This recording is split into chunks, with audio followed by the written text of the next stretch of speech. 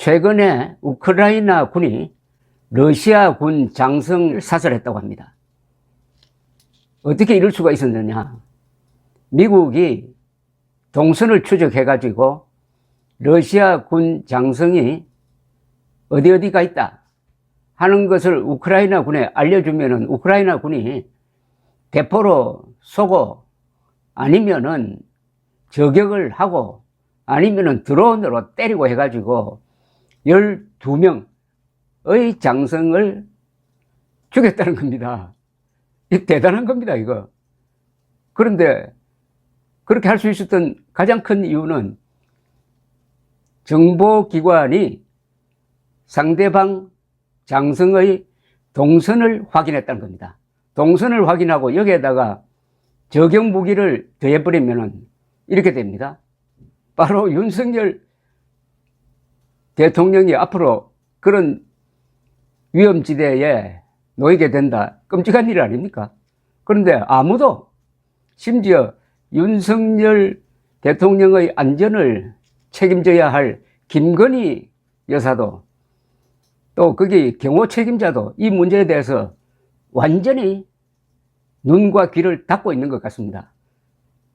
아니, 그들이 눈과 귀를 닫고 있는다고 해서 암살자들이 또는 정신병자들이 눈과 귀를 닫고 있겠습니까? 지금부터 소개해드릴 이 사례는 아마 윤석열 당선인도 김건희 여사도 처음 듣는 이야기가 될 것임이 틀림없습니다. 그러나 경호 요원들은 알겠죠. 알아도 이야기를 못하겠죠. 대통령이 그렇게 고집을 피우는데 그런 이야기 잘못 꺼냈다가는 내 자리가 흔들린다고 하면은 아무도 이야기 안 합니다. 자, 지금부터 사례별로 이야기를 하겠습니다.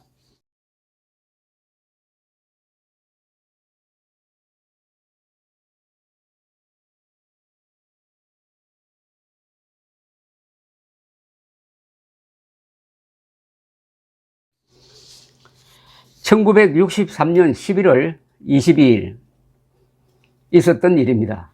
바로 케네디 대통령이 텍사스주 달라스에서 암살된 날입니다. 리 하비 오스왈드는 미국 대통령 케네디가 텍사스 달라스를 방문해가지고 딜리 플라자 거리를 지나가게 될 것이라는 기사를 현지 신문에서 읽게 됩니다. 이 해병대 출신으로 사격에 능한 그는 마침 이 거리에 면해 있는 교과서 창고 회사에서 근무하고 있었습니다. 소련에 가서 살 정도로 친소적이고 정서가 불안정한 그는 11월 22일 낮에 망원경이 달린 이탈리아제 카빈 소총을 들고 6층 창가에서 기다리다가 81m 떨어진 거리를 지나가는 차량에 탄 케네디를 저격해가지고 3발을 쐈습니다. 그 중에 2발이 명중되었습니다. 2발 중에 1발이 케네디의 머리를 맞췄습니다. 동선 노출이 치명적이었습니다. 동선 정보가 암살 생각도 하지 않고 있었던 오스왈드에게 동기를 부여한 겁니다. 여기 쓰여진 카빈 총은 제가 공군 본부를 했으므로 공군에서는 M1 아니고 카빈을 쏩니다. 참 간편합니다. 시가전 목적으로 만들어진 총인데 여기에 망원경을 붙여서 쏘았더니 81m 거리면 상당한 거리입니다.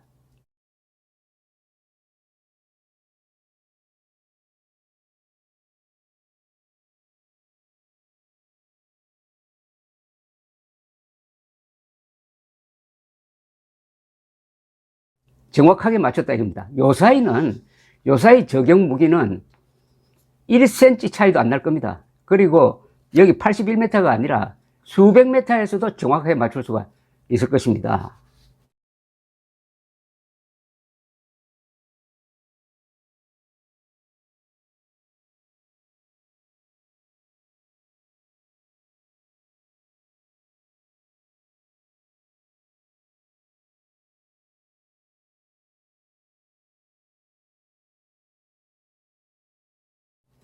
또 하나 예를 들겠습니다. 제가 이 케네디의 경우에 강조하고 싶은 것은 동선 노출입니다.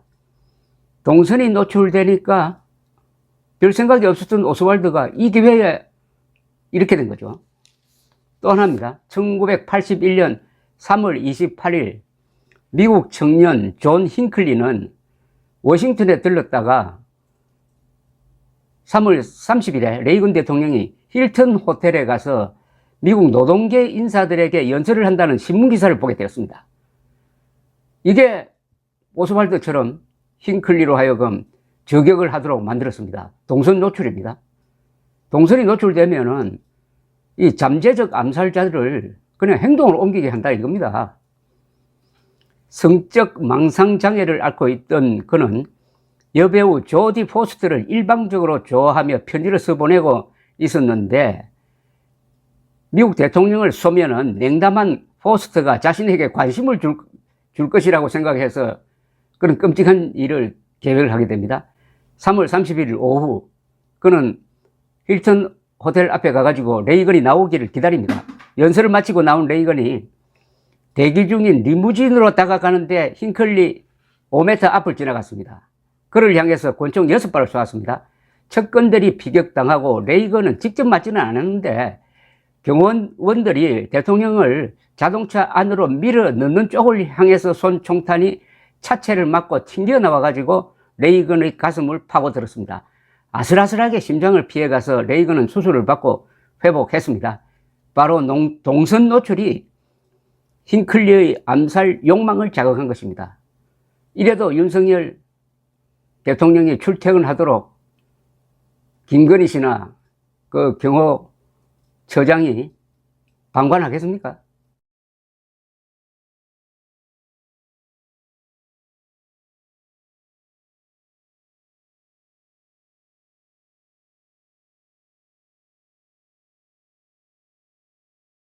또 하나 있습니다.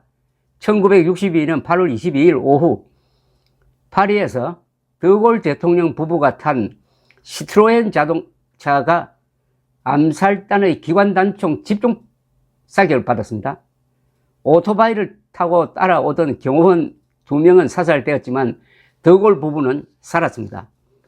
대통령 승용차는 14발을 맞았고 타이어가 터졌는데 이 노련한 운전자가 가속을 하고 이 시트로엔이라는 이 자동차의 서스펜션 시스템이 잘 되어 가지고 사지에서 탈출할 수가 있었습니다. 구사일생한 겁니다. 드골의 알제리 독립방침에 분노한 군인들이 그날 12명의 암살단을 조직해 가지고 넉 대의 차량에 타고 파리 중심부 길가에서 기다렸습니다. 그들은 동선을 확인할 수가 있었습니다. 어떻게 됐느냐?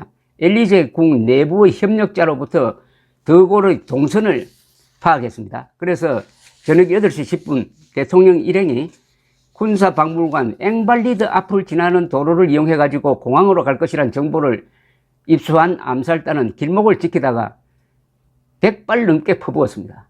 조수석에 타고 있던 드골의 사위가 장인에게 숙이세요 라고 외쳤고 그 순간 뒷창문을 뚫은 총탄은 드골의 숙인 머리 위를 스쳐 지나갔습니다.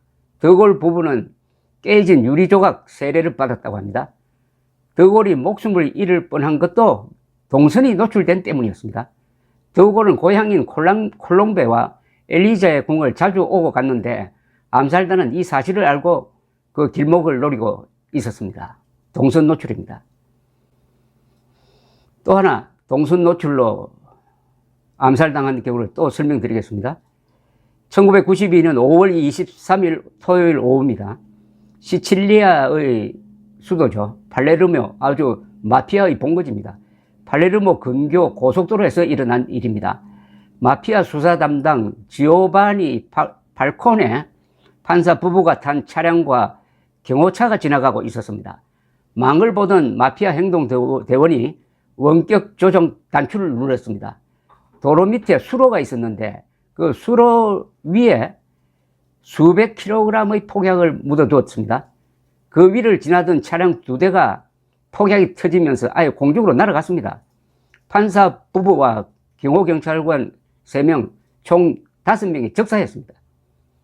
마피아 수뇌부는 팔코네 판사가 수백 명의 마피아 범죄자들을 잡아 가두는데 복수를 한 겁니다.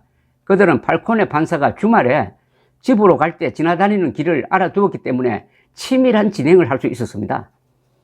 어떤 동선을 계속 되풀이해서 간다고 하면은 이거는 정말 치명적입니다. 준비할 시간이 그만큼 많으니까요. 바로 윤석열 대통령이 그런 길을 지나가게 되어 있다 이겁니다. 동선이 고정되어 있으면 암살을 면밀하게 준비할 수가 있습니다. 그러니까 동선 노출 시간이 길고 정기적이면 연습 시간도 훈련 시간도 길어지니까 암살의 성공 확률이 높아진다는 겁니다. 또 있습니다. 북한 공작원 2명은 1970년 6월 22일 국립현충원의 정문인 현충문 지붕에 올라가서 폭탄을 설치하려다가 이게 도중에 터져가지고 실패했습니다. 달아났다가 사살되었습니다. 이는 6월 25일 남침 기념일에 현충문 밑을 지나는 박정희 대통령을 노린 암살 기도였습니다. 암살이 동선을 따라서 계획된다는 이야기입니다.